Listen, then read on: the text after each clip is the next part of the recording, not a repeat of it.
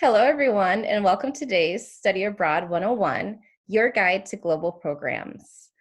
Before we begin, I do want to recognize that I know right now is a very uncertain time in our world due to the novel coronavirus and its implications on international and domestic travel, but we do hope to at least provide a resource guide for you to be aware of the opportunities available to you in the future once our world does heal. So first off, we'd like to start by introducing our team. We at the UCSC Study Abroad office have 5 staff. Our director, Alice Michelle, our assistant director, Emma. Would you like to introduce yourself? Hi, everybody. So nice to meet you and be talking with you today. Chrissy Loveman, who's another Study Abroad Program Coordinator and Advisor. Myself, Ashley Bayman, I use she, her pronouns, and I'm a Study Abroad Program Coordinator and Advisor. I've been in my position for about 2.5 years now at UCSC. And then finally, our newest team member, Adam Freed, who's also a Study Abroad Program Coordinator and Advisor. So just to give you an idea of what we'll be going over in today's presentation, first we want to talk to you about, well, what actually is study abroad? What does that mean? Who is actually participating in these types of global learning opportunities? Where are they going? And why you should think about this as part of your future plans and your degree here at UCSC. Next, we'll get into study abroad and away program options. There are so many types of programs for you to choose from, so we want to be sure that you're aware of all of these opportunities available to you. And finally, we will talk a little bit about how to actually plan for study abroad and away. We'll talk about academic planning, financial planning, and general planning tips. It is so important to plan ahead of time, so we hope to be planting the seed for you all right now. So what actually is study abroad? I know a lot of people throw around the term, but what does it actually mean? So through study abroad, you actually receive credit towards an academic degree. It also means that it's taking place outside of the country of your home institution, so in another country outside of the United States. So for example, if you study abroad in Hawaii, while it's absolutely a different culturally immersive experience, it's not considered study abroad because it takes place within the United States. So for these domestic programs, we actually refer to them as study away. We emphasize in our office that participating in global learning does not have to be international. Going on the East Coast or in the Southern United States or even to Hawaii will provide you with just as interculturally impactful experience as studying abroad in another country. So we want to make sure that you're aware of that. Now, I always think when talking about studying abroad and away, that we actually look at the demographics of who are studying abroad and away, because that really provides a lot of insight into the work that we all do. So in the US, less than 3% of all undergraduates participate in study abroad or away. These are historical data from 2017-18.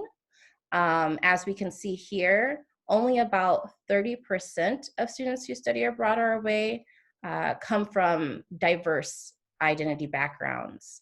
And we think it's important to recognize this because diversity, equity, and inclusion is one of the core values in our office. So we're always looking to diversify the people who are participating in these types of intercultural experiences. As you can see, 91% identify as not having a disability. The demographics are skewed. So it's really important for us to base our work around taking down the different barriers that students might encounter in pursuing a study abroad or away experience to ensure that there's a diverse demographic of student stories and experiences. I also want to note that at the bottom or top of each slide, you'll see a QR code. So please take a picture of the QR code, and from there, you'll be able to access more information than just what we're talking about on the slide. So we want to kind of set up a foundation on who's actually studying abroad and away here at UCSC. So as we can see, about 12% of our students identify as transfer students. 67% are seniors, so we do see the majority of our students studying abroad or away their senior year. 30% are juniors and only 2% are sophomores. So again, with that idea of planting the seed now, planning ahead, so in the next 2 to 3 years, you can participate in global learning. 80% of our students are in financial aid. Financial aid goes with you on any UC program, and we'll go into more specifics about financial aid soon. The majority of our students identify as white. You can see 41%, but then following that, 30% Latinx, 20% from the Asian diaspora, 5% ABC, 1% First Nations, and then 1% international. So again, we're always striving to change this demographic data to make it more inclusive and reflective of the demographical data on our campus. So we want to start with a little trivia for you all. First, what do you guys think is the top sending UCSC department for study abroad or away? It's actually psychology. A lot of times people might think, you know, language majors or majors more related to cultural subjects, but in fact, psychology is one of the top majors, followed by the list of majors that you see here. Next, what do you guys think is the top sending college for study abroad or away?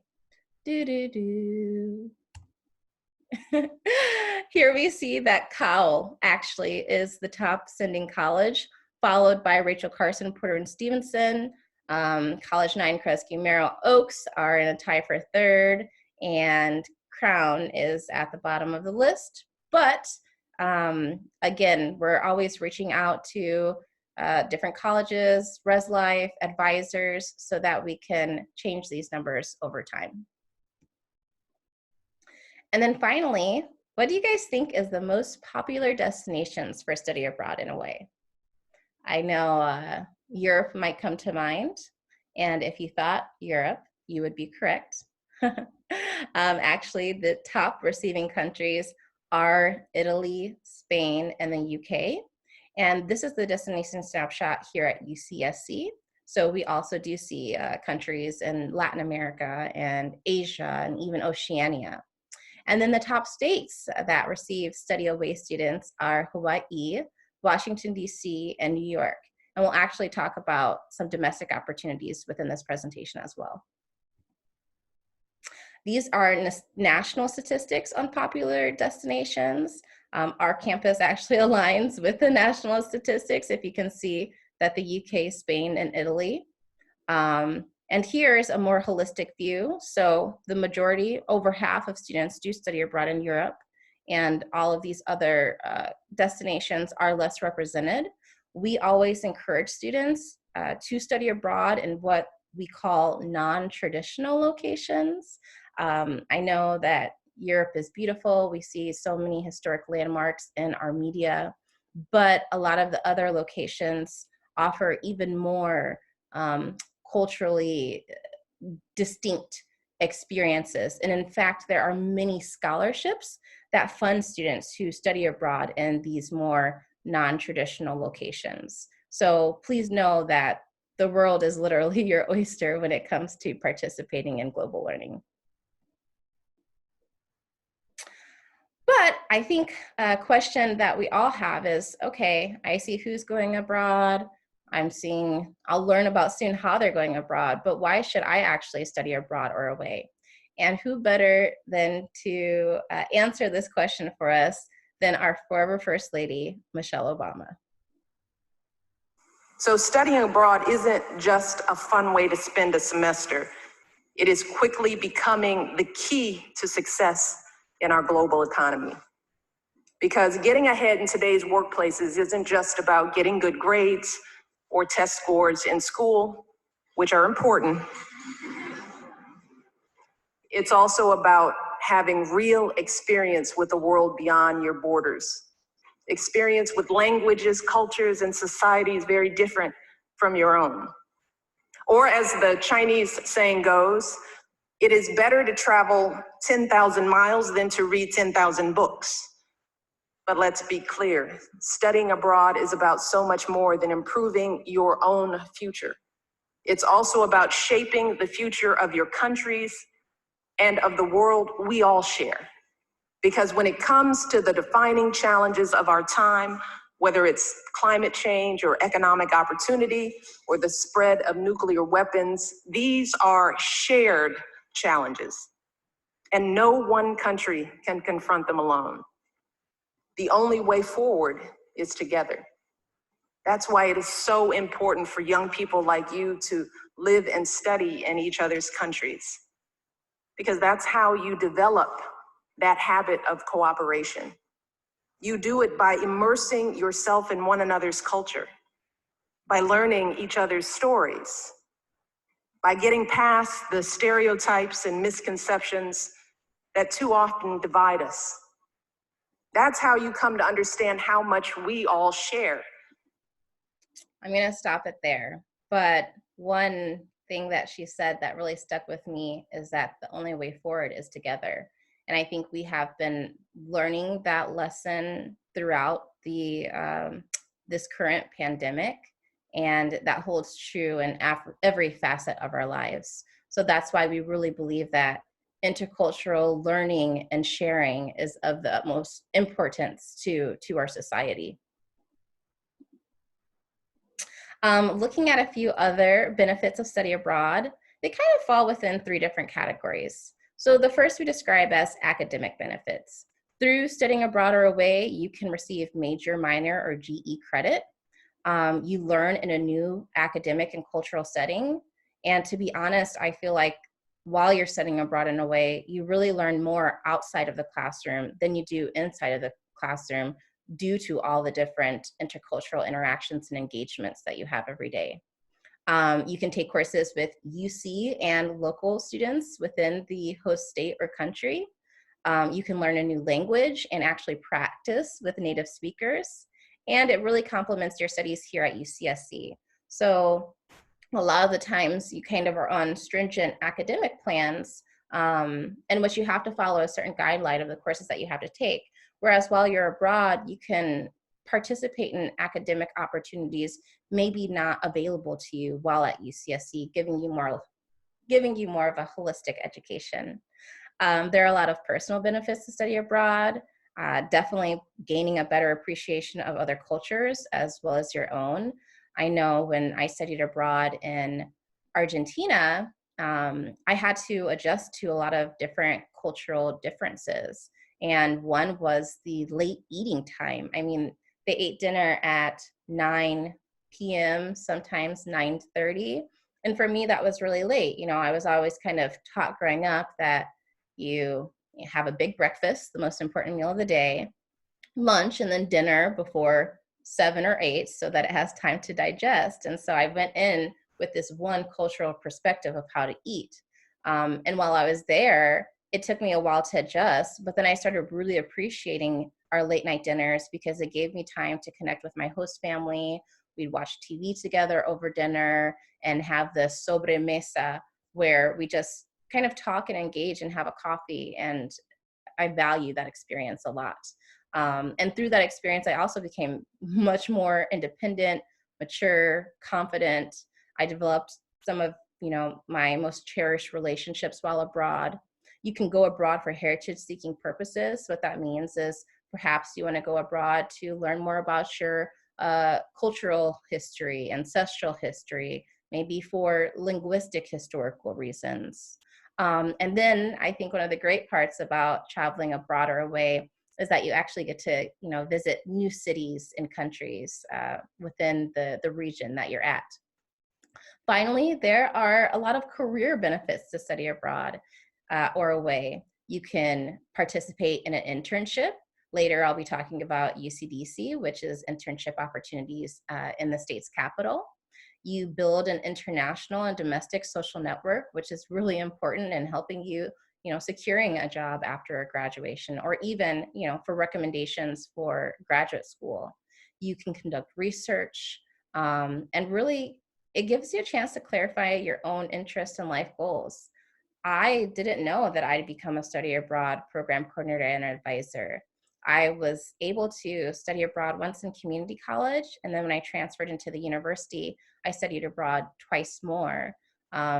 As a low-income, first-generation transfer student of color, I was highly represented in global learning opportunities, and I kind of took down some of those barriers that were in front of me, especially financial barriers, to have these experiences, and to now be in a position where I can encourage you all to partake in those same types of experiences. So I'm very, very grateful that studying abroad did help me clarify what it was that I wanted to do in life. Emma, take it away. Thank you, Ashley. Wow, I got goosebumps when we were watching Michelle Obama's video. I always do, even though I've seen it, I don't know how many times. It must be at least 100 at this time. So I'm going to share a little bit more about the program options that are available to you. Here on our campus, we have quite a few possibilities. And the idea is that everyone has something that could work for your major, or your time to degree, or your interests. So it's important to explore each of these program types to see what's best for you. So we're going to start off with UCSC Global Seminars, which are our short-term programs in the summer session. These are UCSC courses that are actually taught by UCSC professors. So it's a really unique opportunity to learn from your professor, and there will be 12 to 25 students in your group with you, which is, again, a nice little small cohort. It's essentially the idea of the world becomes your classroom. And most programs are 5 to 6 weeks in length. You have the ability to use financial aid with you. And also most programs are 6 to 10 units in total. Summer 2021, we are still planning for. However, this all depends on the pandemic. So right now we are planning for programs in the following countries: Ireland, Italy, South Africa and Malawi, Ecuador, Spain, Mexico, Germany, Morocco, South Korea, and Guatemala, among several others. However, we will be monitoring the COVID situation closely as we get closer to summer 2021. The next program type are UCSC exchanges. So this is the possibility to study at a top university overseas during fall, winter, and spring. Most universities that are on exchanges actually follow the semester system, so it's a little bit different. The fall semester typically runs from late August through December, and the spring semester typically runs from January all the way through June. So you will also receive UCSC credit for these programs, and you have the opportunity to study, travel, and experience the culture independently, which is really nice.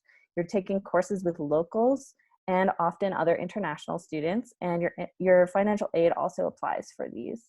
The nice thing about these specific exchanges is that you actually just pay UCSC tuition for these.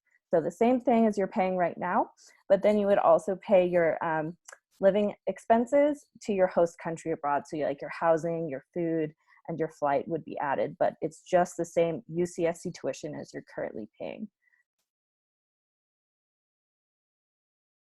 Then we also offer domestic exchanges. So right now we are offering University of New Mexico and the University of New Hampshire. Same kind of concept. You're actually going to be paying UCSC tuition again, but you're studying at another university or college without actually leaving the United States. Your financial aid applies, so that's also a wonderful opportunity. And for these, you would receive transfer credit. Next, we have the UC Washington program, UCDC. So this is a really unique opportunity to take a remote quarter program through spring 2021. So as of right now, the program is being offered remotely due to COVID. However, it will be reassessed when spring 2021 passes. So right now it's virtual courses with UCDC Washington faculty where you're earning UC credit. It's actually a remote internship, which is a really great opportunity to connect with folks out of DC. There are so many different possibilities for your internships, from working on the Capitol Hill or to a government agency, perhaps interning for a major media outlet or a nonprofit organization, or even a cultural institution. It really provides you with amazing connections and experience. You're also going to be engaging with activists, experts, and industry professionals, and participating in many professional development seminars. This is a great chance too, because not only are you making a community that's professional, you would also be connecting personally with a lot of folks as well. Great things to put on your resumes. And again, it includes financial aid packaging for this program too. Also, little known fact, this is actually open to all majors. So lots of possibility there for you. Then we have our UC Education Abroad program, or commonly known as UCEAP. This is probably the most popular option for students hoping to study abroad through the UC system. UCEAP is a system-wide provider based in Goleta, California. They build programs for all UC students. All students automatically receive UC credit, so great in that sense. And it provides you the option to go to over 150 unique programs in 40 countries. You can also study almost every subject, so there's a possibility for everybody, and financial aid applies again. Some of these program types might include doing an internship, participating in research, doing an immersion program, which means you're taking classes at a local university with local students, maybe even in another language. For example, if you speak Spanish fluently, you could actually take classes in Spanish in Spain. Lots of possibilities. There's also UC curriculum programs where University of California has actually gone to several places and set up a study center where you're taking courses that are basically offered at the study center. There's also language and culture programs if you want to hone in on learning a new language or specifically about another culture. So there's lots of different possibilities here. And some of the locations that UCEAP goes to are Ghana, South Africa, and Morocco in Africa. In Asia, China, Hong Kong, India, Japan, South Korea, Singapore, Taiwan, and Thailand. In the Americas, we have Argentina, Barbados, Brazil, Canada, Chile, Costa Rica, the Dominican Republic, and Mexico. And in Europe, we have many, many locations. We have Belgium, Cyprus, the Czech Republic, Denmark, France, Germany, Hungary, and Ireland, Italy, the Netherlands, Norway, Russia, Spain, Sweden, Switzerland, England, and Scotland. And the Middle East, Jordan and Israel. And in Oceania, we have Australia, New Zealand, and the Solomon Islands. Now, there are a couple of other program types we'd like to share with you. So you have the opportunity to actually participate on other UC programs. So these are programs that are built by other UC campuses, for example, UC Davis or UC Berkeley or UC San Diego. And the nice thing about these is it just gives you more options, and financial aid goes with you, again, which is nice and easy. It's UC credit, and you would be studying with other UC faculty members and students. So you can go abroad for either a summer or quarter program. However, with the quarter options, they actually require an intercampus transfer. So that's important to keep in mind if you do find a quarter program offered through UC Davis, for example. And then we have independent programs. So these are organizations outside of the UC system, for example, Semester at Sea or Wildland Studies or International Studies Abroad. These are all different organizations that are administrated outside of the UC system, and they build amazing programs and options for you. With these, you would earn transfer credit, And unfortunately, financial aid is not currently available for these programs. However, there are a variety of scholarships available, and you also only have to pay the fee of that specific program. There's no out-of-state fees or anything like that. You only pay what the cost is on that program's website. So in some cases, it can be very affordable. You can also go abroad at any time as long as you meet the eligibility for that program. And there are an array of program types with this as well. So the opportunity to study, intern, or volunteer, or research. And a couple of the programs I mentioned earlier, like wildland studies, for example, it gives you the opportunity to actually go camping and backpacking with a professor in the wilderness. So for those of you that might be studying biology or evolutionary biology, or ENVS or any majors like that, this is a great chance to get out and do something like that.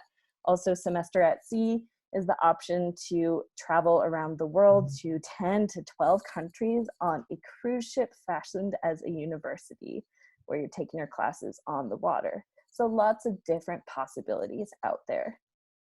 And I also want to mention independent programs have been developing virtual programs because due to the pandemic, obviously international and even domestic travel have been impacted tremendously. So in order to still provide, intercultural experiences to students, there are many virtual programs that you can sign up for. Thank you, Ashley. That's such a great point. And virtual opportunities too can provide really amazing intercultural experiences because you're still connecting with the local culture and provides a really nice addition to your resume as well as a learning experience for you. So we also want to highlight domestic programs overall. As we mentioned, Study Away does not have to be international. We really strongly believe that intercultural learning can happen within our own country here in the United States, and it's so important today for all of us to be learning about other cultures within the United States. So we're going to highlight a few here for you. So the UC programs that are domestically based, we have our exchanges that we mentioned earlier to New Mexico or New Hampshire. There's also UCDC. And then UC Davis offers really great options in Hawaii and the Central Valley. UCLA usually offers programs in Guam, Hawaii, and New York. And UC Berkeley offers programs in Boston. Then looking at other domestic programs, these would be through the independent program options that we were mentioning earlier. So Spanish Studies Abroad offers a program in Puerto Rico. IES Abroad offers a summer internship in New York City. CIS Abroad offers a program in Hawaii. And CIEE offers global internships in Boston, San Francisco, and New York City. So now we're going to go into how do you actually plan for studying abroad? Here we like the quote, buy the ticket, take the ride, because you really never know where the ride will take you. So an integral part of planning for studying abroad is academics. We require that all students get approval from their major, minor, and college advisors in order to determine how study abroad fits into their academic plan. The purpose of this is to ensure that everyone who works with you academically is aware of your plans for studying abroad. And by having these preliminary conversations with your advisors, you may even be able to get courses pre-approved. And if you can't get courses from a broader array pre-approved, you can at least learn the process to petition to have those courses meet major, minor, or GE requirements once you return. And again, I still want to mention, click the QR codes to find out more.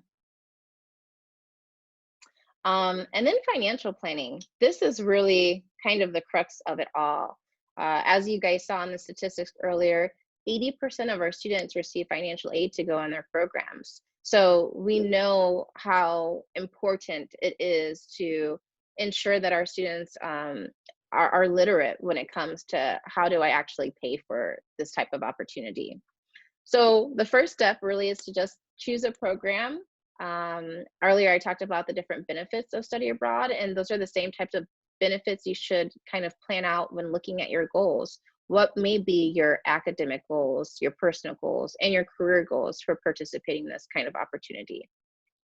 Secondly, we ask you to review your program's cost and budget.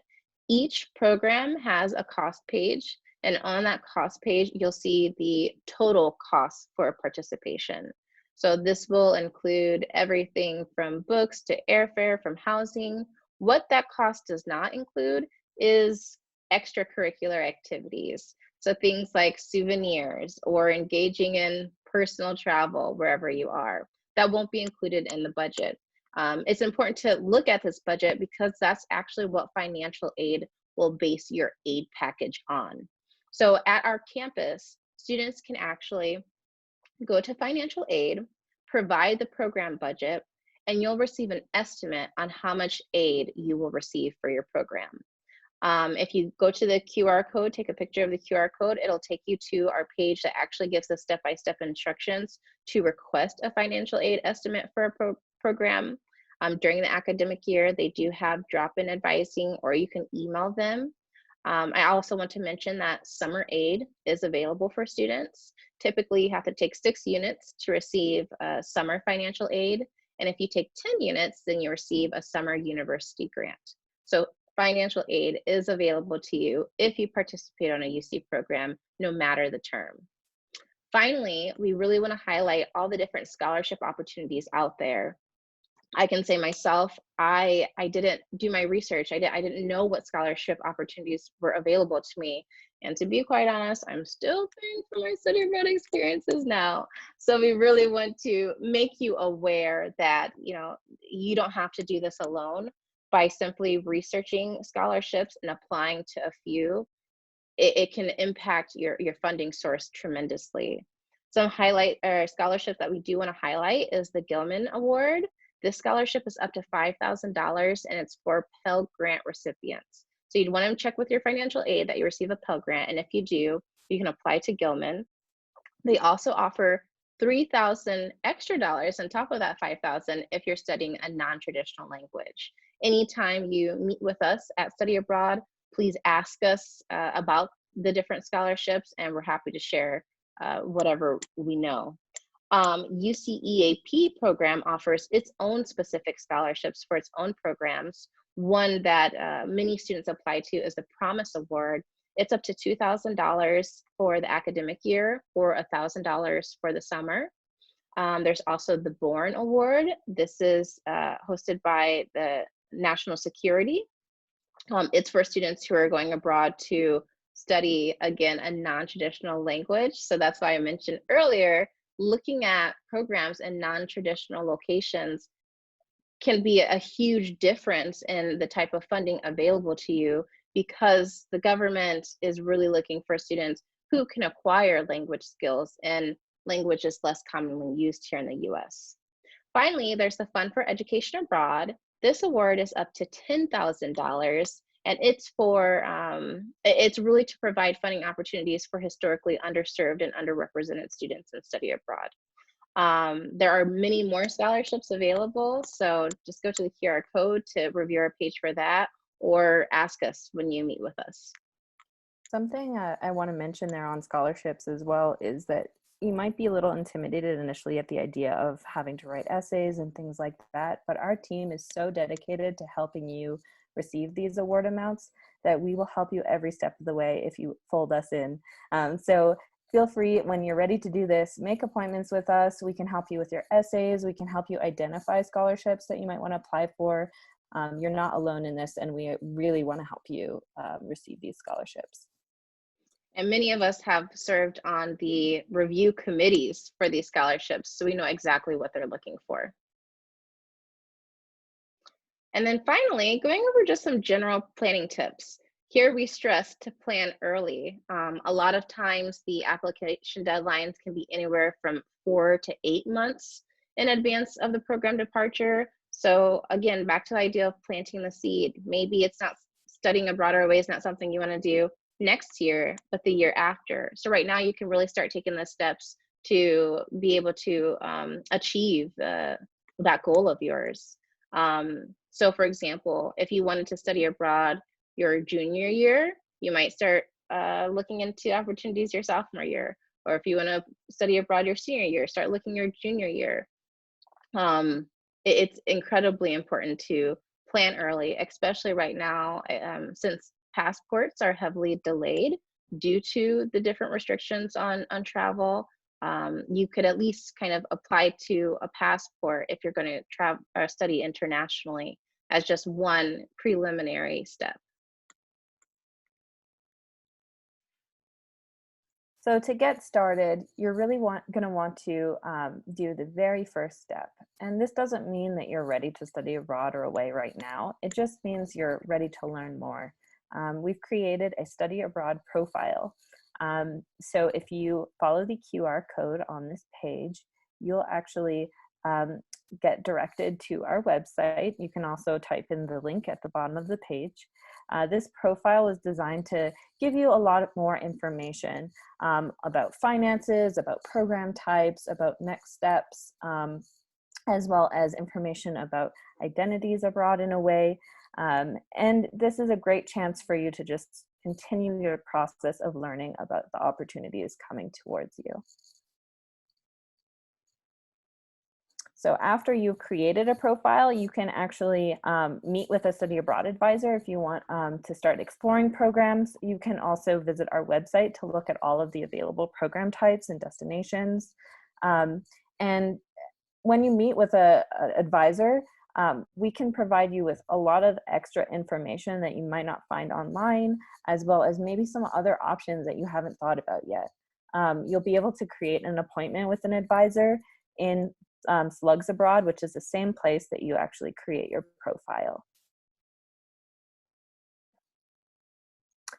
We also have some great social media accounts. We've got a Facebook page as well as an Instagram, and on both of these you'll see information about our upcoming events as well as student stories, so you can hear from your peers what their experiences were like. And we love to also share beautiful sites from around the world, as well as beautiful food that we would all love to eat. And it just gives you a nice little taste on UCSC study abroad.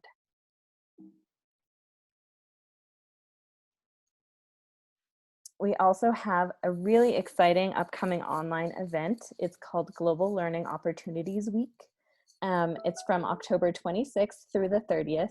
And the main goal with this particular week is to dive a little bit deeper into all of these opportunities. Our staff will be available, and we'll be hosting an array of different sessions, as well as partners, study abroad partners will be there also. So definitely check this out. If you follow this QR code, it'll take you to the page where you'll see more information about what to expect from this week.